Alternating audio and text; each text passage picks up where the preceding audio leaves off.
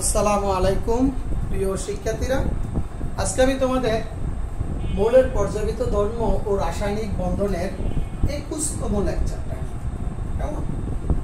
আমরা প্রায় এই অধ্যায়ের শেষ প্রান্তে, আমাদের আর সর্বোচ্চ 2টা লেকচারে আমাদের শেষ হয়ে যাবে, ঠিক আছে। তো আজকের লেকচারে আমরা আলোচনা করব আন্ত আণবিক আকর্ষণ বল বা ইন্টারমলিকুলার ফোর্স।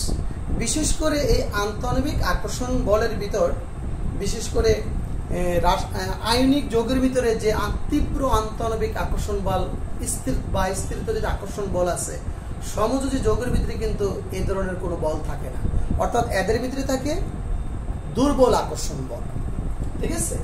আচ্ছা, তাই এই আন্তঃআণবিক আকর্ষণ, দুর্বল আন্তঃআণবিক আকর্ষণ বল থাকে কেমন।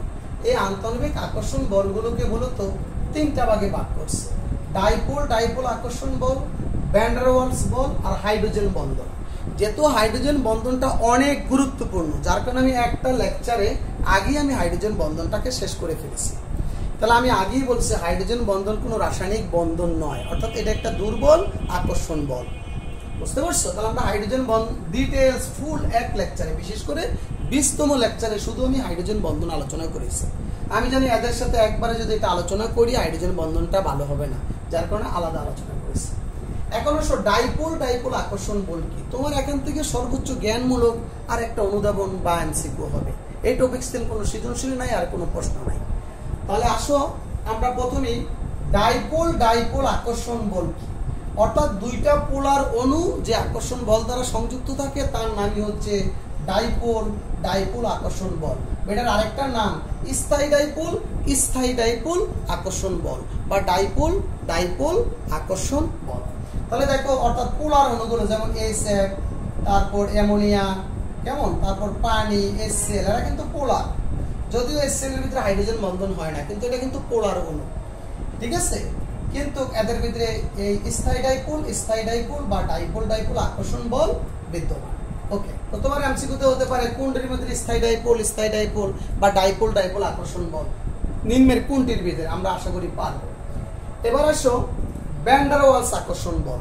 ভ্যান ডার ওয়ালস আকর্ষণ বলকে 2টা ভাগে ভাগ করছে: স্থায়ী ডাইপোল আবিষ্ট ডাইপোল আকর্ষণ বল, আবিষ্ট ডাইপোল আকর্ষণ বল বা লন্ডন বল বা বিস্তারণ বল। দেখো, ভ্যান ডার ওয়ালস বল হচ্ছে বিজ্ঞানী ভ্যান ডার ওয়ালস, অর্থাৎ সমযোজী অপোলার অণুর ভিতরে যে দুর্বল আন্তঃআণবিক আকর্ষণ বল, যে দুর্বল আকর্ষণ বল আছে, সেটাকে বলা হয় ভ্যান ডার ওয়ালস বল। বিজ্ঞানী ভ্যান ডার ওয়ালস এটা আবিষ্কার করছে। অর্থাৎ বিজ্ঞানী ভ্যান ডার ওয়ালস বিশেষ করে নাইট্রোজেন, অক্সিজেন এবং হাইড্রোজেন নিয়ে উনি কাজ করতে গিয়ে দেখলেন এই অণুগুলোর মধ্যে এক ধরনের দুর্বল আকর্ষণ বল বিদ্যমান, যার উপরে ভিত্তি করে এটার নাম দিয়েছে ভ্যান ডার ওয়ালস বল। তাহলে ভ্যান ডার ওয়ালস বল এগুলো অনেক দুর্বল আকর্ষণ বল। আর এই দুর্বল আকর্ষণ বলের আবার শ্রেণী বিভাগ হচ্ছে স্থায়ী ডাইপোল, আবিষ্ট ডাইপোল। অর্থাৎ একটা পোলার অণু স্থায়ী ডাইপোল, অর্থাৎ যাদের মধ্যে তড়িৎ ঋণাত্মকতার পার্থক্য কত 0.5 থেকে 1.9 আছে, তারা হচ্ছে স্থায়ী ডাইপোল অণু। একটা স্থায়ী ডাইপোল আর একটা অপোলার। তো দেখো, একটা স্থায়ী ডাইপোল অণু যখন থাকে তখন এর মধ্যে একটা পজিটিভ অংশ একটা নেগেটিভ অংশ। এই যে আমি ডট ডট দিয়ে দিয়েছি, এগুলো হচ্ছে ইলেকট্রন ম্যাগকে বুঝাইছি, কারণ যেদিকে ঋণাত্মক চার্জ ওদিকে ইলেকট্রন ঘনত্বটা বেশি থাকে, যের মধ্যে ধনাত্মক চার্জ ইলেকট্রন ঘনত্ব কম থাকে, এটা আমি বুঝাইছি কেমন। আর অপোলার অণুর চারিদিকে ইলেকট্রন ঘনত্ব সমান থাকে। তখন একটা পোলার অণু যখন এটার কাছাকাছি আসে, এর পজিটিভ প্রান্তের প্রভাবে এই ইলেকট্রনগুলো তার দিকে দাবিত হয়। এই দেখো, এদিকে দাবিত হলো, সেটার ভিতরে কি পোলার সৃষ্টি হয়। তখন এটা হয় কি, এটা হচ্ছে এটা না, এটা হচ্ছে পোলার। আর এই পোলারের প্রভাবে এই অপোলার অণুটাও তার ভিতরে মানে পোলার হয়। তো এটা হচ্ছে আবিষ্ট পোলার, আবিষ্ট ডাইপোল, কেমন, আবিষ্ট ডাইপোল। অর্থাৎ তার ভিতরে যে 2টা চার্জ সৃষ্টি হয়েছে কার প্রভাবে, এই পোলার অণুর প্রভাবে। এই কারণে এটার নাম হয়েছে পোলার, এই যে স্থায়ী ডাইপোল, আবিষ্ট ডাইপোল। এটা কিন্তু স্থায়ী ডাইপোল, স্থায়ী ডাইপোল। যেমন আমি উদাহরণ দেই, পানি, মিথেন, ঠিক আছে, এদের ভিতরে তো এক ধরনের আকর্ষণ বল আছে, এটা হচ্ছে পোলার আর অপোলার, অর্থাৎ স্থায়ী ডাইপোল, আবিষ্ট ডাইপোল আকর্ষণ বল। ওকে, একটা পোলার অণুর সাথে একটা অপোলার অণু। আচ্ছা, তো মোটামুটি আমরা এগুলো হলো। তারপর সর্বশেষ আবিষ্ট ডাইপোল আকর্ষণ বল, লন্ডন বল বা বিস্তারণ বল। এটা পরীক্ষাতে আসে, খুবই গুরুত্বপূর্ণ। এটা অনেক সময় জ্ঞানমূলক আসে, লন্ডন বল কি, কেমন? অর্থাৎ দুটা অপোলার সমযোজী অণুর ভিতরে যে আকর্ষণ বল থাকে, বিশেষ করে কোন অপোলার, বিশেষ করে হ্যালোজেন দ্বিপ্রমাণক অণুর সাথে আর নিষ্ক্রিয় গ্যাসের ভিতরে এদের অণুগুলো যে দুর্বল আকর্ষণ বল থাকে, সবচেয়ে দুর্বল আকর্ষণ বল হচ্ছে দ্বিপ্রমাণক গ্যাসের সাথে আর নিষ্ক্রিয় গ্যাসের মধ্যে।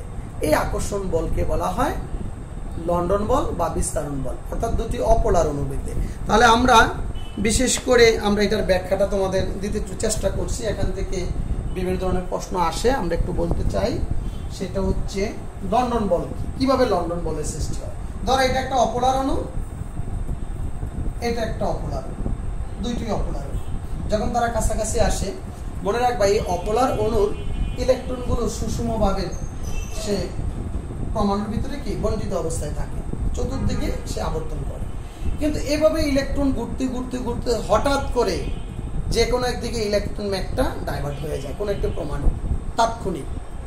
তো হঠাৎ করে দেখো কোন একটা পরমাণুর ইলেকট্রন ম্যাগ ধরো এদিকে ডাইভার্ট হলো, তো ইলেকট্রন ম্যাগটা যেই দিকে অর্থাৎ এটাকে বলা হয় ইলেকট্রনের পোলারাইজড।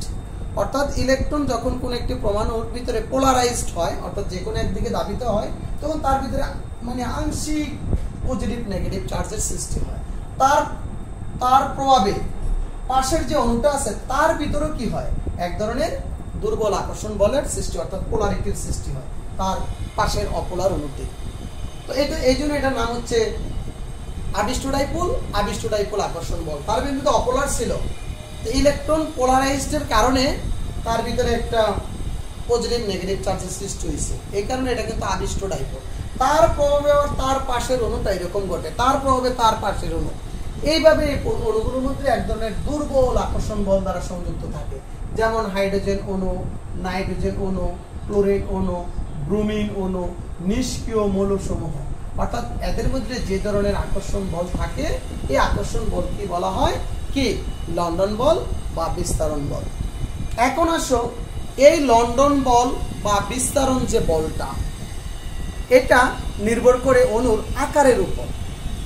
অর্থাৎ অণুর আকার বা পারমাণবিক সংখ্যা যত বৃদ্ধি পাবে, তার ভিতরে ইলেকট্রন সংখ্যা তত বৃদ্ধি পাবে, মৌলের আকারটাও বাড়বে, বাড়ার সাথে সাথে ইলেকট্রনের পোলারাইজডও বেশি হবে, অর্থাৎ ইলেকট্রনের বিচরণও কি বেশি হবে।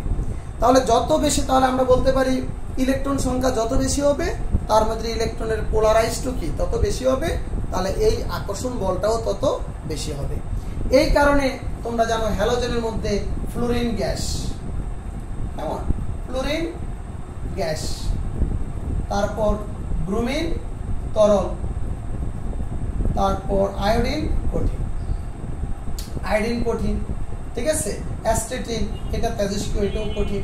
তো কি কারণ, এই মৌলগুলো দেখো একই গ্রুপের মৌলগুলো যখন উপর থেকে নিচের দিকে যাব, তাদের পারমাণবিক সংখ্যা বৃদ্ধি পায়, আকার বাড়ে, ইলেকট্রন সংখ্যা বাড়ে। অর্থাৎ ইলেকট্রন সংখ্যা যত বেশি হবে, ইলেকট্রনের বিচরণটাও কি তত বেশি হবে, অর্থাৎ ইলেকট্রনের পোলারাইজডও কি তত বেশি হবে। ফলে তাদের আন্তঃনবিক আকর্ষণ বলও বৃদ্ধি পাবে। অর্থাৎ আন্তঃনবিক আকর্ষণ বলটা হচ্ছে তাদের লন্ডন বল বা তাদের বিস্তারণ বলের মানও বাড়তে থাকবে, ফলে তাদের ভৌত অবস্থার পরিবর্তন হবে। অর্থাৎ আন্তঃনবিক আকর্ষণ বল বৃদ্ধির সাথে সাথে তারা গ্যাস থেকে তরল হয়, তরল থেকে কঠিন হয়। তাই এখান থেকে একটা প্রশ্ন, একইভাবে নিষ্ক্রিয় মৌলসমূহ, কেমন, তাহলে হ্যালোজেন সময়ের সবচেয়ে বেশি আন্তঃনবিক আকর্ষণ বল কি, হ্যালোজেনের মধ্যে সবচেয়ে বেশি আয়োডিন, আমি যদি অ্যাস্টেটিনটা বাদ দিই। আর নিষ্ক্রিয় গ্যাসের মধ্যে সবচেয়ে আন্তঃনবিক আকর্ষণ বল হিলিয়ামের কম, তারপর নিয়নের বেশি, তারপর আর্গনের বেশি, তারপর কত ক্রিপ্টনের আরো বেশি, তারপর জ্যাননের আরো বেশি। তাহলে উপর থেকে নিচের দিকে গেলে তাদের ভ্যান ডার ওয়ালস বলও বৃদ্ধি পায়। তাহলে খুবই ইম্পর্টেন্ট এমসিকিউতে আসতে পারে, নিম্নের কোনটির আন্তঃনবিক আকর্ষণ বল বেশি, পরীক্ষাতে আসতে পারে নিম্নের কোনটির আন্তঃনবিক আকর্ষণ বল বেশি বা ভ্যান ডার ওয়ালস বল বেশি। ওকে, এর ভিতরে পরীক্ষাতে আসে, আমি দেখেছি প্রশ্নটা হচ্ছে এরকম যে কক্ষ তাপমাত্রায় আয়োডিন কঠিন কেন,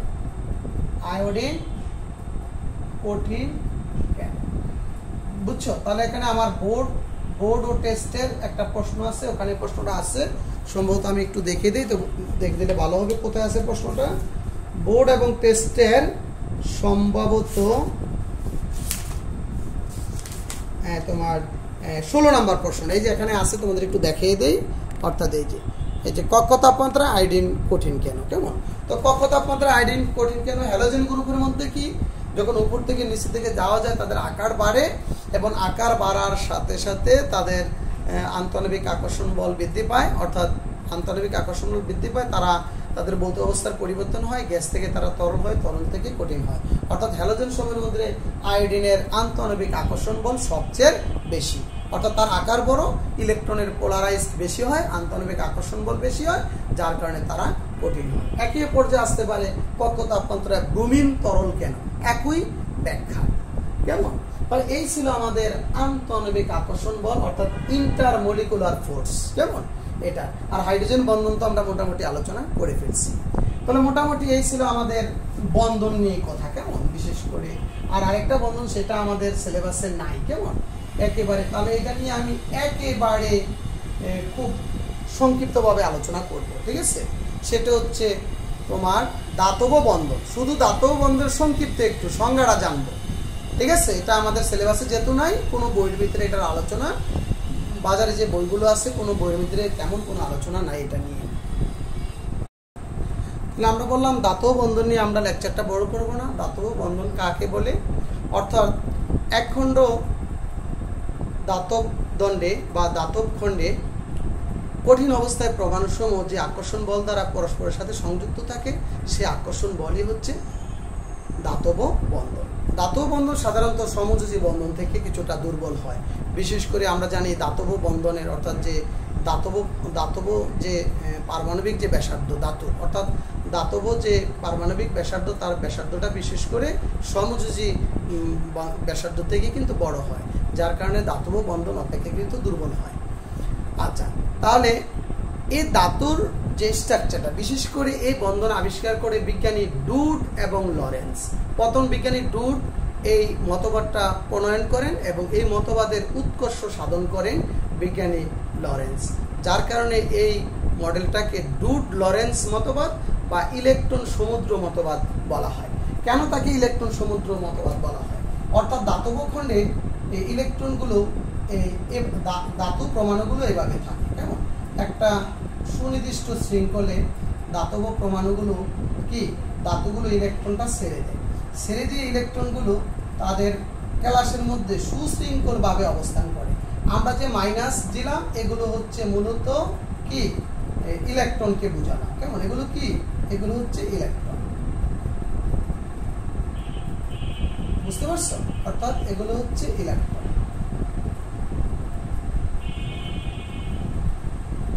আচ্ছা, তাহলে অসংখ্য ইলেকট্রন দাতব প্রমাণুতে থাকে দাতব বন্ধে।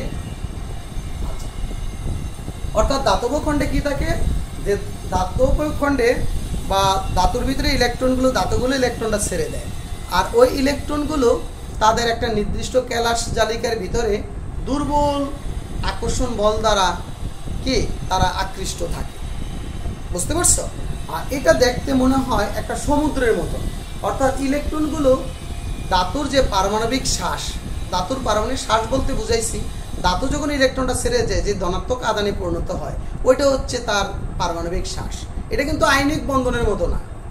অর্থাৎ এখানে হচ্ছে ধাতুগুলো যে কোনো ধাতব স্ট্রাকচারে কি হয়, ধাতুগুলো তার ইলেকট্রনটাকে ছেড়ে দেয়, আর ইলেকট্রনগুলো কি করে, একটা নির্দিষ্ট অঞ্চলে পরিভ্রমণ করে, ঠিক আছে।